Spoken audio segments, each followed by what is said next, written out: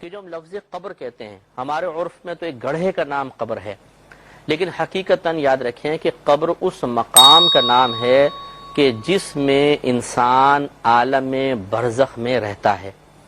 عالم برزخ آپ کو بتایا تھا کہ جب انسان کا انتقال ہوتا ہے اس وقت سے لے کر اور بروز قیامت اٹھنے تک یہ درمیان کا جتنا بھی وقفہ ہے، جتنا بھی ٹائم پیریڈ ہے، اس کو عالم برزخ کہا جاتا ہے۔ اس عالم برزخ میں انسان جس مقام پر رہے گا وہ اس کے لیے قبر کہلاتی ہے، چاہے اب وہ گڑھے کی شکل میں ہو یا کسی کو آپ نے سمندر میں ڈال دیا تو وہ سمندر اس کے لیے قبر ہے، اگر کوئی شیر کے پیٹ میں چلا گیا، شیر نے اس کو کھا لیا تو شیر کا پیٹ اس کے لیے قبر ہے، اور وہیں پر عذاب و ثواب کا سلسلہ جاری و ساری ہو جاتا ہے۔ لیکن نہ شیر عذاب محسوس کرتا ہے، نہ آپ اس مردے کی چیخیں سن سکتے ہیں، بلکہ اللہ تبارک و تعالیٰ کا یہ ایک عجیب نظام ہے کہ عقل کی رسائی وہاں تک نہیں ہو سکتی ہے۔ اس کو سمجھانے کے لیے اکابرین نے اس طرح بیان فرمایا کہ یوں سمجھ لیں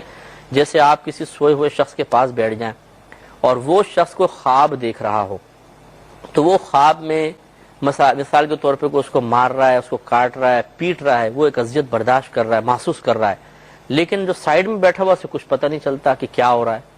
اور ظاہری بدن پہ بھی نظر نہیں آتا، لیکن وہ سویا ہوا شخص تمام تکلیفات محسوس کر رہا ہے۔ یہی وجہ کہ جب ہم اٹھتے ہیں تو اپنے بدن کو دیکھتے ہیں، کچھ بظاہر نہیں لگتا، لیکن جب ہم خواب میں ہوتے ہیں تو ساری تکلیفیں محسوس ہو رہی ہوتی ہیں۔ تو اسی طریقے سے یہ جو مردے پر ایک عذاب طاری ہوگا، یہ ایسا نہیں ہے کہ خواب کی ہی مثل ہوگا، بلکہ حقیقی طور پہ عذاب ہوگا، لیکن وہ عذاب نہ میں اور آپ دیکھ سکتے ہیں، نہ وہ جس جانور کے اندر ہے یا جس جگہ پر ہے وہ مقام یا وہ جانور وغیرہ اس عذاب کو محسوس کرے گا، بلکہ وہی بات ہے کہ یہ اللہ کے رازوں میں سے ایک راز ہے کہ تعلق روح بدن کے ساتھ قائم کر دیا جاتا ہے، اور جو عذاب ہوتا ہے وہ روح اور بدن دونوں پر ہو رہا ہوتا ہے، لیکن اطراف میں کسی چیز کو عذاب محسوس نہیں ہوتا، صرف وہ مردہ ہی اس عذاب کو محسوس کر رہا ہوتا ہے۔ کہ جب انسان مر جاتا ہے تو ایسا نہیں ہے کہ اس کی روح کا تعلق مکمل طور پر منقطع ہو جائے۔ دنیا میں ایک تعلق وقتی طور پہ منقطع ضرور ہوتا ہے، لیکن پھر وہ تعلق دوبارہ قائم ہوتا ہے، لیکن وہ تعلق اس طرح قائم نہیں ہوتا جیسے زندگی میں انسان کے جسم اور روح کا تعلق ہوتا ہے، کہ زندگی میں یعنی دنیا کے اندر تو پوری کی پوری روح گویا کہ انسان کے اندر ہوتی ہے اور وہ بالکل آپ کو جیسے زندہ نظر آتا ہے، لیکن مرنے کے بعد اس روح کا کچھ تعلق ایسا بدن کے ساتھ قائم ہوتا ہے کہ وہ مکمل طور پہ اندر سرایت تو نہیں کرتی ہے، لیکن انسان اس کے اس تعلق کی وجہ سے ایک قسم کی حیات اور زندگی پا جاتا ہے، اور اسی زندگی کی وجہ سے وہ عذاب کا الم اور درد محسوس کرتا ہے اور نعمتوں کی لذت کو محسوس کرتا ہے۔ تو ہم آپ کی خدمت میں شرع عقائد کی عبارت عرض کر رہے تھے کہ جو علماء اسلام کے عقائد ہیں کہ مرنے کے بعد روح کا تعلق کس طرح کا مردے کے ساتھ قائم ہوتا ہے،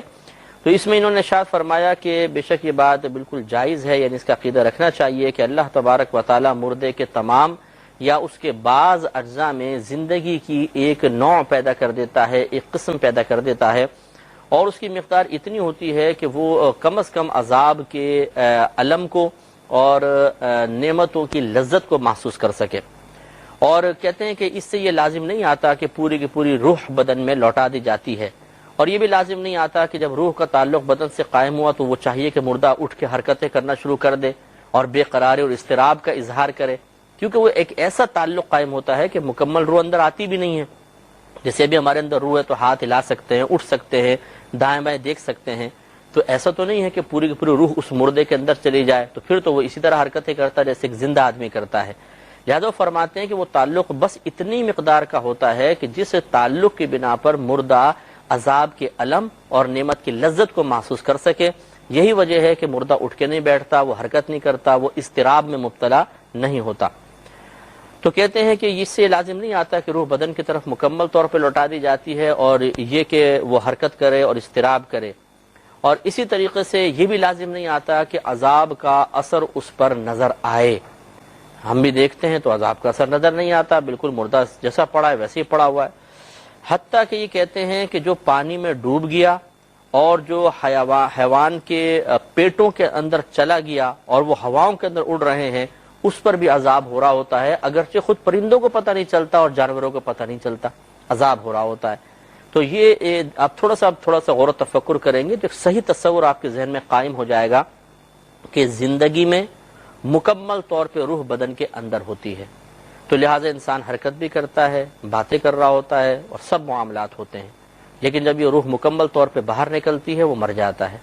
اب اس کے بعد پھر اس روح کا تعلق بدن کے ساتھ اتنا بس قائم کر دیا جاتا ہے کہ وہ عذاب برداشت کرے، عذاب محسوس کرے، نعمتوں کی لذت محسوس کرے، بس اس سے زیادہ تعلق نہیں ہوتا۔ اگر اس سے زیادہ تعلق ہوتا کہ پوری کی پوری روح ہی لوٹا دی جاتی تو بالکل وہ بعینی زندہ انسانوں کی طرح حرکتیں شروع کر دیتا۔ اس چیز کو اچھی طرح آپ ذہن میں رکھیں۔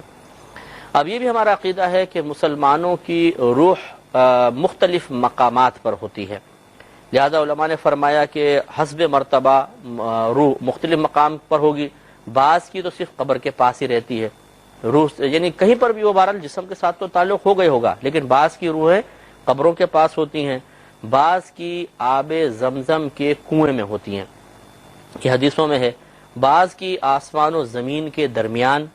بعض کی پہلے، بعض کی دوسرے، بعض کی 7ویں آسمان تک، یعنی درجہ جیسے زیادہ ہو دوسرے آسمان تک رہے گی، تیسرے، چوتھے، 5ویں، بعض کی 7ویں آسمان پر رہتی ہیں روحیں، اور بعض کی اعلیٰ علیین میں، یعنی جنت کے اعلیٰ مقام میں ان کی روحوں کو پہنچا دیا جاتا ہے۔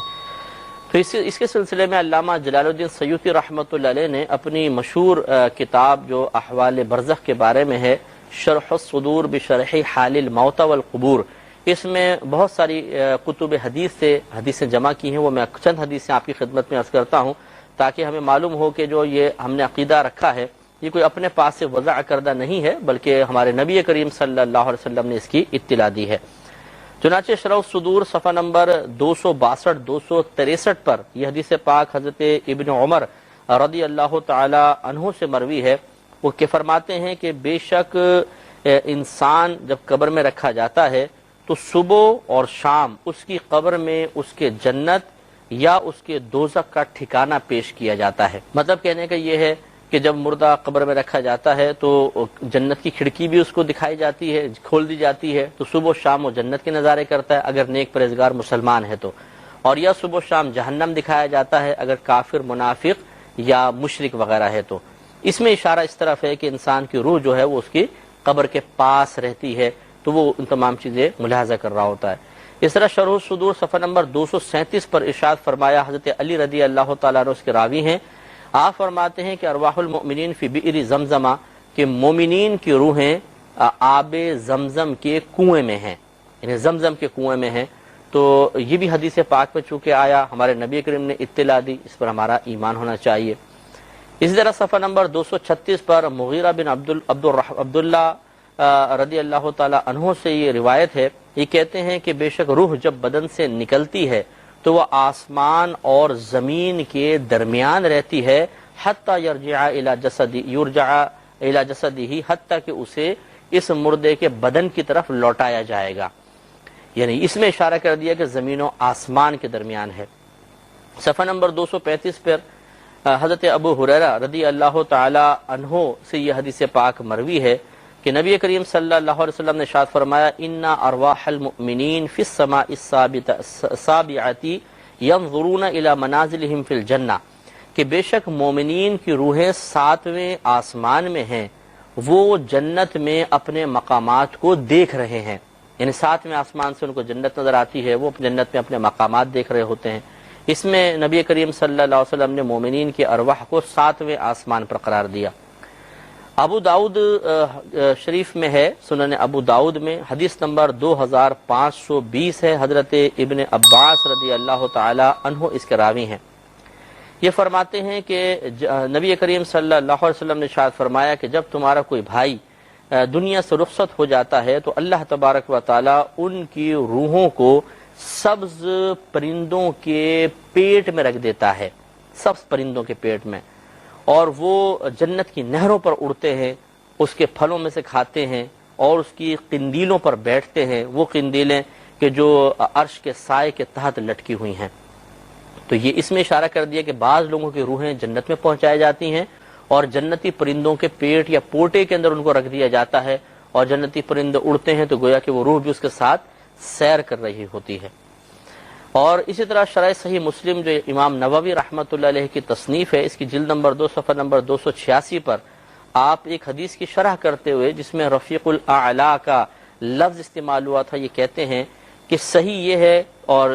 وہ جس پر جمہور متفق ہیں کہ مراد رفیق اعلی کے ساتھ، یعنی رفیق اعلی مانے اعلی ساتھی، ان سے مراد کون ہے؟ کہتے ہیں وہ انبیاء علیہ السلام ہیں جو اعلی علیین میں رہتے ہیں۔ تو یہاں تک آپ نے دیکھا کہ تمام ان حدیثوں سے یہ عقیدہ ثابت ہے۔ اب ان میں یہ نہیں ہے کہ بعض کی روح ادھر بعض کی روح ادھر، یہ ذرا عوام اچھی طریقے سے اس بات کو آپ لوگ یہ ذہن میں رکھیے کہ نبی کریم صلی اللہ علیہ وسلم نے مطلقاً فرمایا مومنین کی روح آب زمزم کے کنویں میں ہے، مومنین کی روح 7ویں آسمان پر ہے۔ تو اب ان حدیثوں میں بظاہر ٹکراؤ نظر آتا ہے، کہیں تو سرکار فرما رہے ہیں آب زمزم میں، کہیں فرماتے ہیں قبر پہ ہیں، کہیں فرما رہے ہیں 7ویں آسمان پر ہے، کہیں فرماتے ہیں جنت کے سبز پرندوں کے پوٹوں میں ہیں۔ تو یہ علماء کا کام ہوتا ہے کہ پھر یہ کہہ کر کے جی ایک حدیث کو صحیح مان لیتے ہیں، باقی سب کے مضامین چونکہ اس سے ٹکرا رہے ہیں اس کو رد کر دیا جائے، یہ غلط ہے۔ بلکہ اب کہا یہ جائے گا کہ بعض کے بارے میں سرکار نے خبر دی کہ ان کی روحیں 7ویں آسمان پر ہیں، بعض کے بارے میں خبر دی کہ وہ قبر پر روحیں رہتی ہیں، بعض آسمان و زمین کے درمیان۔ تو اب پھر تمام حدیثوں پر عمل ہو جائے گا، تمام حدیثوں میں آپس میں موافقت پیدا ہو جائے گی۔ تو اس لیے بنیادی اصول بھی یاد رکھیے گا کہ اگر دو احادیث کے مضامین آپس میں بظاہر ٹکرا رہے ہوں تو ہمیں اس طرح کا مفہوم اور معنی اخذ کرنا لازم ہوتا ہے کہ دونوں حدیثوں پر عمل ہو جائے، دونوں حدیثیں اپنے مقام پر صحیح ہو جائیں۔ ایسا نہیں کہ ایک حدیث کو صحیح مان کے دوسرے کو غلط قرار دے دیں یا دوسرے کو صحیح مان کر پہلے کو غلط قرار دے دیں، یہ مناسب طریقہ نہیں ہوتا ہے۔ لہٰذا یہ نتیجہ یہ نکلا کہ یہ عقیدہ رکھنا ہوگا کہ مومنین کی ارواح مختلف مقامات پر ہوتی ہیں۔ لیکن اس کے مقابلے میں یاد رکھیے کہ جو کافر کی روح ہوتی ہے، مشرک کی روح ہوتی ہے، جس کو معذب روح کہتے ہیں، معذب مانے جس پر عذاب نازل ہو رہا ہے، یہ جیسے کہ آپ نے حدیث نے سنا تھا مسند امام احمد بن حنبل میں کہ اللہ تعالیٰ فرماتا ہے کہ اس کو 7ویں زمین کے نیچے پہنچا دو، مقام سجین میں پہنچا دو، تو وہ روحیں مقید ہوتی ہیں اور یہ باہر نہیں نکل سکتی، بالکل اپنے مقام پہ مقید ہو کر ان کا تعلق بدن سے ضرور ہوگا اور عذاب وغیرہ یہ برداشت کرتے رہیں گی، اور جسم بھی اس مردے کا عذاب برداشت کر رہا ہوگا، چاہے مردے کو جلا دیا جائے،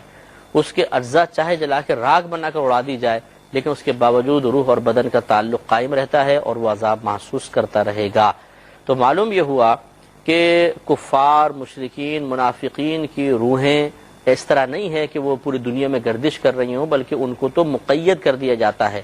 مومنین کی ارواح سیر کرتی ہیں آسمان و زمین میں، جیسے کہ ابھی ہم حدیثیں عرض کرتے ہیں، لیکن کافر کی روح معذب روح ہوتی ہے، وہ اپنے مقام پہ بند رہتی ہے۔ اس سے یہ بھی نتیجہ نکل آیا کہ یہ جو بدروح کا تصور ہے کہ جو بری روحیں آ جائیں گی، بدروح آ جائے گی، اور مطلب ہم نے سایہ سا دیکھا وہ روح کا سایہ تھا، بری روحیں ہیں، کہیں ایسا نہیں ہوتا کہ وہ گندی روح کبھی باہر نکل ہی نہیں سکتی، وہ اپنے مقام پر بند ہوتی ہے۔ ہاں یہ ہو سکتا ہے کہ وہ جن ہوں اصل میں اور آپ اس کو روح کا تصور لے کے بیٹھے ہوئے ہیں تو آپ کے ذہن میں روح کا تصور آ جائے، وہ جنات تو ہو سکتے ہیں، لیکن جتنی بھی بری ارواح ہے ان کو کہیں گھومنے کی اجازت نہیں ہوتی ہے، یہ ایک مقام پر بند ہوتی ہے۔